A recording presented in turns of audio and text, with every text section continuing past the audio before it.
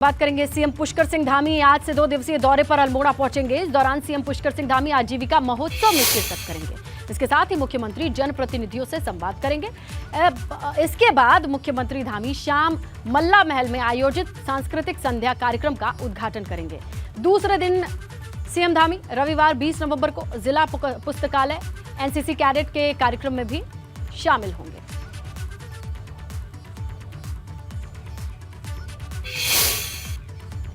इसके साथ ही सीएम पुष्कर सिंह धामी चंपावत दौरे पर भी रहे, जहां उन्होंने पार्टी कार्यकर्ताओं पदाधिकारियों ने सीएम धामी का स्वागत किया।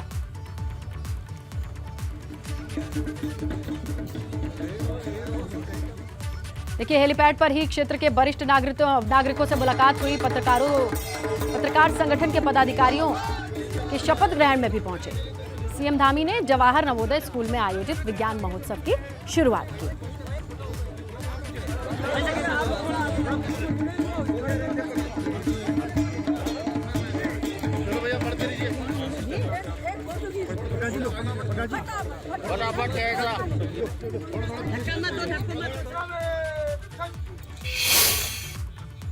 कांग्रेस विधायक प्रीतम सिंह 21 नवंबर को सचिवालय कूच करने जा रहे हैं, मगर उनके साथ संगठन के बाकी नेताओं की मौजूदगी नहीं है, जिससे साफ पता चलता है कि कांग्रेस के नेताओं के बीच कोई बड़ी जंग चल रही है। उत्तराखंड के आम जन से ये निवेदन करना चाहता हूं कि 21 नवंबर को जो हम कूच करने जा रहे हैं उसमें अपनी सहभागिता निभाने का काम। जैसे आसार थे ठीक वैसा ही लग रहा है। प्रीतम सिंह के सचिवालय कूच के कार्यक्रम के दौरान कांग्रेस की गुटबाजी खुलकर सामने आ रही है। प्रीतम सिंह की तरफ से जारी किए गए इस पोस्टर को गौर से देखिए, जिसमें कांग्रेस नेताओं की आपसी खींचतान साफ नजर आ रही है। इस पोस्टर पर कांग्रेस के राष्ट्रीय संगठन के नेताओं के फोटो लगे हैं, मगर इसमें कहीं पर भी उत्तराखंड कांग्रेस संगठन से जुड़े किसी नेता का कोई फोटो नहीं है। पोस्टर में सबसे ऊपर राहुल गांधी, सोनिया गांधी, प्रियंका गांधी और मल्लिकार्जुन खड़गे के फोटो हैं, मगर पोस्टर में उत्तराखंड कांग्रेस संगठन से जुड़े किसी भी नेता का कोई जिक्र नहीं है। पूर्व प्रदेश अध्यक्ष प्रीतम सिंह ने सचिवालय कूच का ऐलान करके पार्टी संगठन के तमाम नेताओं को टेंशन में डाल दिया है, क्योंकि प्रीतम सिंह ने कूच की जानकारी संगठन के नेताओं को नहीं दी और ना ही संगठन के नेताओं को निमंत्रण दिया है।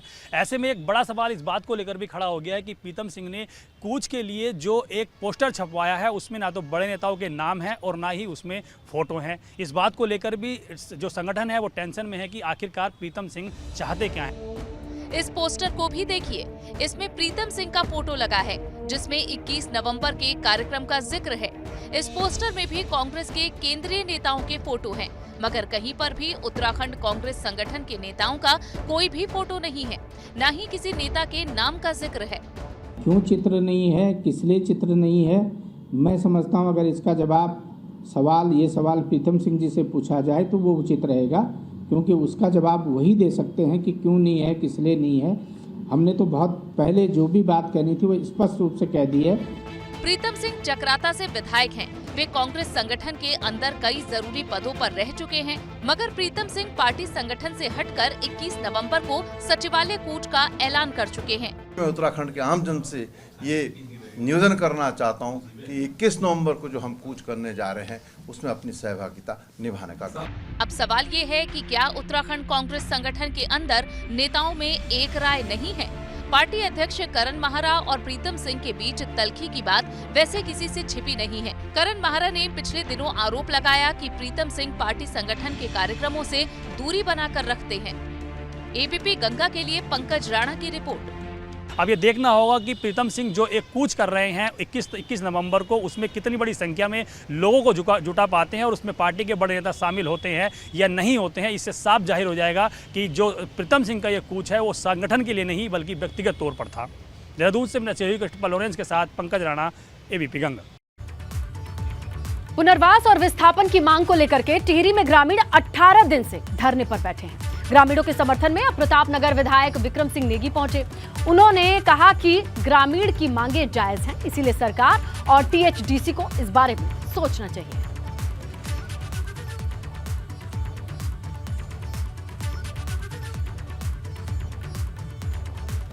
जोशीमठ से खबर, आज बंद हो जाएंगे बद्रीनाथ धाम के कपाट। शीतकाल के लिए बद्रीनाथ धाम के कपाट बंद हो जाएंगे।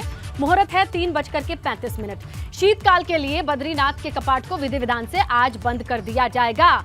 जो कार्यक्रम है वो आपके सामने रखें। सुबह 4:30 बजे से अभिषेक पूजा का कार्यक्रम, 8 बजे से मंदिर के भीतर दर्शन हो रहा है, 10:15 राजभोग हुआ, 12:45 सायंकालीन पूजा शुरू कर दी गई, 2 बजे उद्धव जी कुबेर जी का मंदिर गर्भगृह से परिसर में आगमन होगा और 2:15 माता लक्ष्मी जी को गर्भगृह में ले जाने की प्रक्रिया, रावल जी का स्त्री वेश धारण करने की प्रक्रिया, ये तमाम चीजें होंगी। तो देखिए, विधि विधान के साथ कपाट बंद होता है, पूरी प्रक्रिया होती है और उसी प्रक्रिया के तहत अब जानकारी मिल रही है। तस्वीरें आपके सामने हैं, फूलों से सजाया गया है, कई क्विंटल फूल मंगाए गए हैं बद्रीनाथ धाम को सजाने के लिए और इसी प्रार्थना के साथ कि 6 महीने के बाद दर्शन पूजन के लिए फिर से विधि विधान से कपाट खुलें, उससे पहले कपाट के बंद होने की प्रक्रिया। आज कपाट 3:35 पर बंद हो जाएंगे। बद्रीनाथ के कपाट बंद होने के साथ ही 4 धाम यात्रा का यहाँ से समापन हो जाएगा। आपको बता दें कि 6 महीने बाद ये फिर से कपाट खुलेंगे।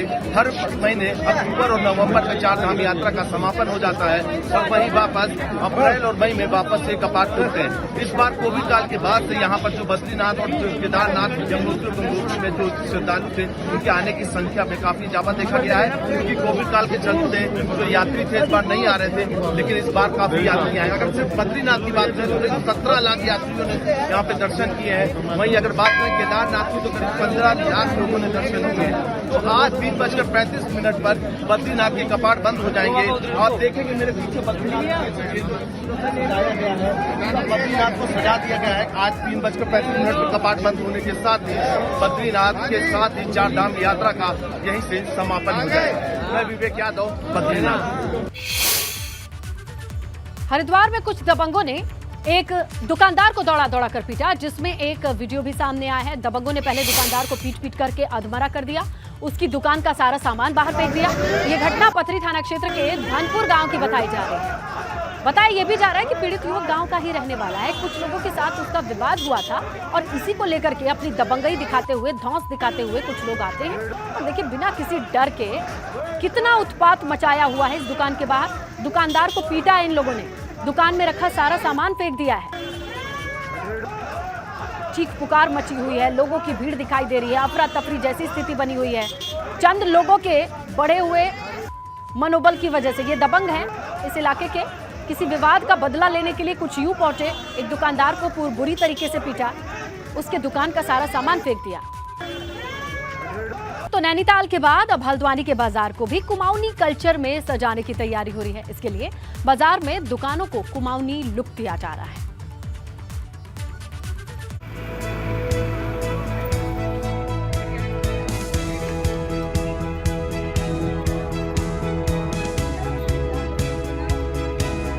अगर आप नैनीताल घूमने जाएं तो आपको यहाँ का बाजार कुमाऊनी रंग में रंगा नजर आएगा।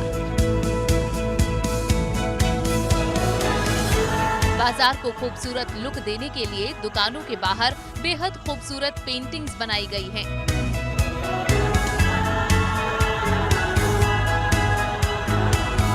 बाजार में कुमाऊं की संस्कृति की झलक नजर आ रही है। दुकानों, चौक चौराहों और मुख्य स्थानों पर खास तरह की पेंटिंग्स की गई हैं। नैनीताल जिला प्रशासन की कोशिश है कि अब हल्द्वानी के बाजार में भी इसी तरह से सजावट की जाए, जिससे यहाँ आने वाले सैलानियों को अलग एहसास हो। हल्द्वानी में जितने भी मार्केट्स हैं, पुराने मार्केट्स हैं, उन पर हम कार्य करने जा रहे हैं। चाहे जो 2000 करोड़ का जो पैकेज हम लोग को मिला हल्द्वानी में, हल्द्वानी शहर के लिए, जिसमें हमने drainage system, water supply system, sewage system और पार्किंग, ये सारी व्यवस्थाएं हम लोग कर रहे हैं। उसी प्रोजेक्ट्स में जितने भी मार्केट्स हैं पुरानी, उनको टेकअप कर रहे हैं। उन मार्केट्स में जैसे रामलीला ग्राउंड वाला पार्ट 1 होगा, आपका बेस हॉस्पिटल के बगल जो मार्केट होगी वो होगी, पटेल चौक वाली जितनी मार्केट है वो होगी। हल्द्वानी शहर को सुंदर लुक देने के लिए कई डिजाइन तैयार किए गए हैं। रामलीला मैदान से लेकर पटेल चौक समेत शहर के पुराने बाजार के कई हिस्सों को कुमाऊनी रंग में रंगा गया है। पुराने बाजार को संवारने के लिए डिजाइन तैयार करवा लिए गए हैं। इस योजना में तकरीबन 30 करोड़ रुपए खर्च आएगा। एबीपी गंगा के लिए हल्द्वानी से अंकित शाह की रिपोर्ट। काशी से इस वक्त बड़ी खबर मिल रही है। कार खाई में गिरी, 5 लोगों के मौत की खबर है। यमुनोत्री नेशनल हाईवे में पनोत कल्याणी मार्ग के पास वैगनआर कार के दुर्घटनाग्रस्त होने की खबर मिल रही है। 5 लोगों की मौत, 1 महिला घायल। ग्रामीण मौके पर है, पुलिस एसडीआरएफ की टीम मौके पर है, रेस्क्यू का काम चल रहा है, लेकिन 5 लोगों के मौत की खबर। ज्यादा जानकारी के लिए रुक करेंगे हमारे सहयोगी दिग्वीर बिष्ट का फोन लाइन पर मौजूद है। दिग्वीर, कैसे चल रहा है रेस्क्यू, कैसे हुआ एक्सीडेंट, क्या जानकारी? ये इसमें आपको बता दूं, यमुनोत्री नेशनल हाईवे जो कल्याणी से आगे पनोत एक जगह पड़ती है, वहाँ पे एक वैगनआर कार एक्सीडेंट हो गया है और जिसमें जो कार है वो काफी गहरी खाई में गिरी है। और ये बताया जा रहा है सूचना के आधार पे कि 6 लोग उस वैगनआर कार में सवार थे। तो 6 लोगों में से एक घायल को अभी ग्रामीणों द्वारा लाया गया और जिसका अभी जिला अस्पताल पहुंचाया जा रहा है। और जो बाकी 5 लोग हैं, 5 लोगों की बता रहे कि मौत हो चुकी है। तो जिला प्रशासन और 108 के माध्यम से और एसडीआरएफ जो मौके पे पहुंच रही है, तो वहाँ पे रेस्क्यू अभियान लगा हुआ है। और जिस तरह जो पनोत के पास जो यमुनोत्री नेशनल हाईवे पे लगातार काम हो रहा है, काम ऑल वेदर के चलते, तो कहीं ना कहीं जो ये वैगनआर काफी गहरी खाई में गिरी है और जिसमें जो बता रहे हैं कि 6 लोग सवार थे, जिसमें एक घायल को अभी लाया गया और जो 5 लोग हैं अभी नीचे ही हैं, तो उनकी लोग हताहत होने की सूचना प्राप्त हो रही है। बिल्कुल दिग्वीर, शुक्रिया तमाम जानकारी के लिए। 5 लोगों की मौत की खबर है, 1 महिला की हालत गंभीर बनी हुई है, रेस्क्यू का काम चल रहा है। गहरी खाई में वैगनआर कार के गिरने के बाद यह हादसा। बड़ी खबर मिल रही है, विधानसभा से 238 कर्मचारियों को निकाले जाने का मामला सामने आया है। विधानसभा मामले में डबल बेंच की सरकार जाएगी, ऋतु खंडूड़ी का यह कहना है। डबल बेंच जाएगी सरकार, भ्रष्टाचार की लड़ाई पूरी ताकत से लड़ी जाएगी, ये भी कह रही है ऋतु खंडूड़ी। भ्रष्टाचार के मुद्दे को सुप्रीम कोर्ट तक लेकर के जाएंगे। 238 कर्मचारियों के अभी तक जो रास्ते को देखा जाए, उनके लिए राह आसान नहीं दिखाई दे रही है। 238 कर्मचारियों के निकालने का मामला, विधानसभा मामले में डबल बेंच जाएगी सरकार, ये कहना है ऋतु खंडूड़ी का। भ्रष्टाचार की लड़ाई पूरी ताकत से लड़ी जाएगी, कहती हैं ऋतु खंडूड़ी। भ्रष्टाचार के मुद्दे को सुप्रीम कोर्ट तक ले जाया जाएगा, क्योंकि 238 कर्मचारियों के लिए अभी भी राह आसान नहीं हुई है। तो भ्रष्टाचार की लड़ाई को लेकर के ऋतु खंडूड़ी का यह बड़ा बयान सामने आया है। विधानसभा से 238 कर्मचारियों को निकाले जाने का यह मामला, इस मामले को लेकर के ऋतु खंडूड़ी का बयान सामने आया है। विधानसभा मामले में डबल बेंच जाएगी सरकार, ये कहना है ऋतु खंडूड़ी का। और भ्रष्टाचार की जो ये लड़ाई है वो पूरी ताकत से लड़ी जाएगी, इसके लिए सुप्रीम कोर्ट का दरवाजा खटखटाया जाएगा। और अभी भी आपको बताएं, 238 कर्मचारियों के लिए राह आसान दिखाई नहीं दे रही है। क्या है ताजा हालात, समझेंगे हमारे सहयोगी पंकज राणा से। जी पंकज। इसमें तो देखिए, इस मामले को लेकर विधानसभा अध्यक्ष अब हाईकोर्ट की डबल बेंच में जाने वाली है और जिस तरह से हाईकोर्ट ने इन कर्मचारियों को विधानसभा में नियुक्ति देने की बात कही थी, उसके बाद अभी भी इन सभी कर्मचारियों की नियुक्ति विधानसभा में नहीं हुई है। इनको फिर से ज्वाइनिंग नहीं दी गई है। इन सभी कर्मचारियों से एक शपथ पत्र मांगा गया है और शपथ पत्र के बाद ही इन्हें नियुक्ति दी जाएगी, क्योंकि विधानसभा का सत्र भी शुरू होने जा रहा है और विधानसभा में अपने तरह से तमाम जो कर्मचारी हैं वो कामकाज में जुटे हुए हैं। कर्मचारियों का अभाव विधानसभा में जरूर है, लेकिन जो भी कर्मचारी है उनसे काम चल रहा है। लेकिन विधानसभा अध्यक्ष का इस पूरे मामले पे ये कहना है कि वो डबल बेंच में जाएंगे और जरूरत पड़ी तो सुप्रीम कोर्ट भी जा सकती हैं। लेकिन जो वादा उन्होंने प्रदेश के युवाओं से किया है, जिस तरह से बैकडोर से भर्ती पूरे विधानसभा में कराई गई थी, तमाम जो बड़े नेता हैं उनके करीबियों को नौकरी दी गई थी, तो उस लिहाज से देखा जाए तो कहीं ना कहीं से बहुत बड़ा गड़बड़ झाला हुआ था। उन्होंने साफ कहा है कि डबल बेंच में जाकर पूरी ताकत से पैरवी की जाएगी और यदि आगे भी कोशिश हुई तो विधिक राय के बाद वो सुप्रीम कोर्ट भी जा सकती है। यानी कि साफ कह सकते हैं कि अभी जो 238 कर्मचारी विधानसभा से निकाले गए थे, उनकी पुनर्नियुक्ति होना बहुत असंभव है और बहुत आसान नहीं नजर आ रहा है। बिल्कुल, तो ये रास्ता इतना आसान नहीं होगा। और ऋतु खंडूड़ी ने कहा क्या है एग्जैक्टली, जरा सुन लेते हैं, दर्शकों को सुनाते हैं। बहुत कुछ कहा जा सकता है, बहुत कुछ लोग कहते भी हैं, लेकिन ना मुझे किसी की सुननी है, ना मुझे देखना है। मुझे न्याय और विधि के हिसाब से, लॉ के हिसाब से आगे चलना है।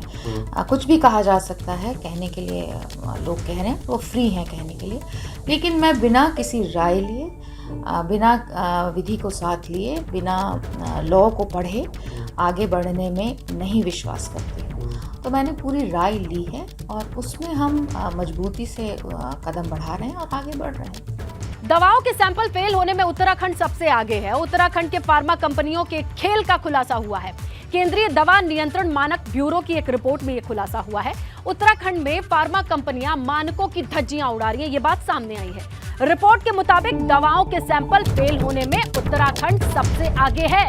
केंद्रीय दवा मानक नियंत्रण संगठन यानी CDSCO ने अक्टूबर के महीने में देश भर में तमाम फार्मा कंपनियों में बनाई गई दवाओं के सैंपल कलेक्ट किए, जिनमें उत्तराखंड राज्य की सबसे अधिक 11 फार्मा कंपनियों की 11 दवाइयों का सैंपल मानकों पर खरे उतरे ही नहीं, यानी फेल हो गए।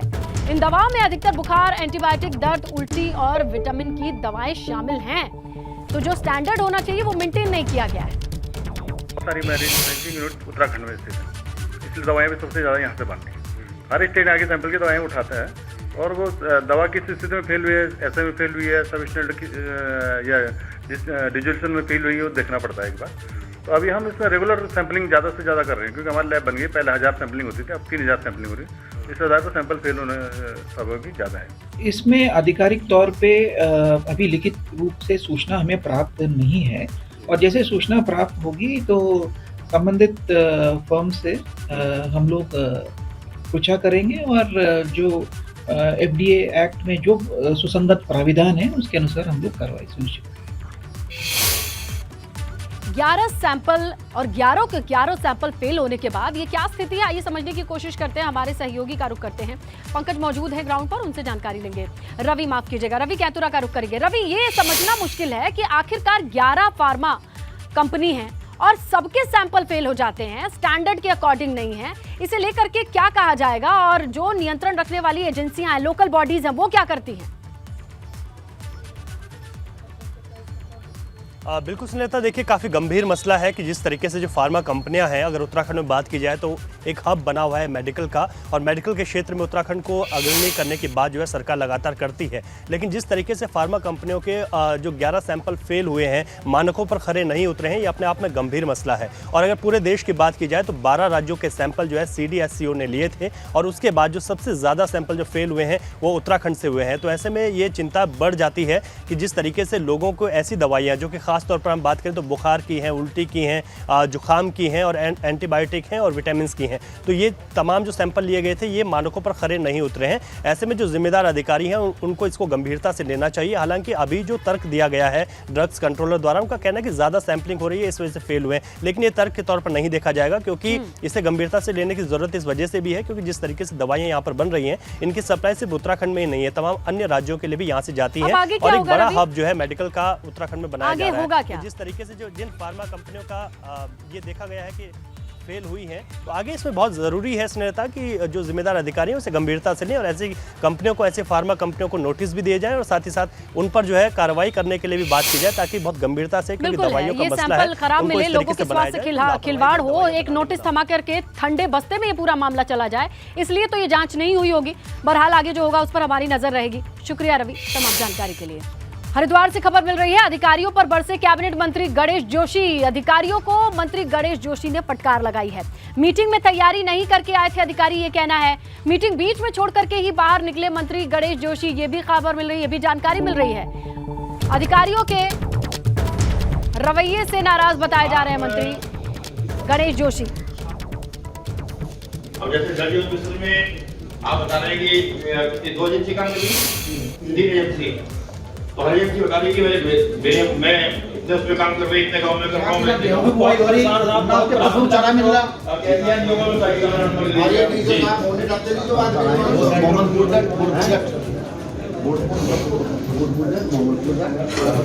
अगली बार मैंने बता दिया आपको, आप अब जैसे जर्जी हॉस्पिटल में आप बता रहे हैं कि 2 एजेंसी काम कर रही, 3 एजेंसी, तो हर एजेंसी बता रही कि मैं इतने उसमें काम कर रही, इतने गाँव में कर रहा हूँ, चारा मिल रहा,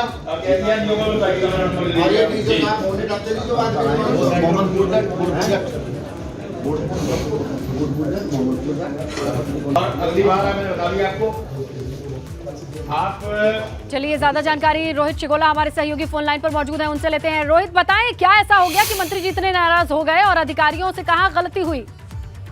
मैं बताना चाहूंगा, 2 दिन के लिए कैबिनेट मंत्री दिनेश जोशी हरिद्वार दौरे पे हैं। आज उन्होंने हरिद्वार में सीसीआर में समीक्षा बैठक करनी थी, जिसमें जिले के आला अधिकारी को बुलाया था। जब मंत्री जी ने अधिकारी से पूछना किया कि इस क्षेत्र में क्या है, तो अधिकारी दाएं बाएं देखने, उनको बिल्कुल भी जानकारी नहीं थी कि मंत्री को क्या जवाब देना, मंत्री को क्या बताना है कि क्या योजना है, क्या किया उन्होंने, क्या नहीं किया। काफी एक नहीं कई विभागों में ऐसे पाने के बाद मंत्री नाराज हो गए। उन्होंने चेतावनी दी कि यदि आज की मीटिंग में कैंसिल करता हूँ, यदि अगली बार ऐसे मीटिंग हो तो कार्रवाई की जाएगी। कौन कौन से विभाग के अधिकारी मौजूद थे रोहित? मैं बताना चाहूंगा, हरिद्वार की जो समीक्षा बैठक थी इसमें अधिकांश सभी विभागों को मंत्री ने बैठक में बुलाया था और अधिकांश सारे विभाग मौजूद थे, मगर वो भी विभाग तैयारी करके नहीं आए थे, जिससे मंत्री नाराज हुए। और ये देखने वाली बात होगी आने वाले कल में अधिकारी क्या के ऊपर क्या मंत्री कार्रवाई करवाते हैं। चलिए रोहित, शुक्रिया तमाम जानकारी के लिए।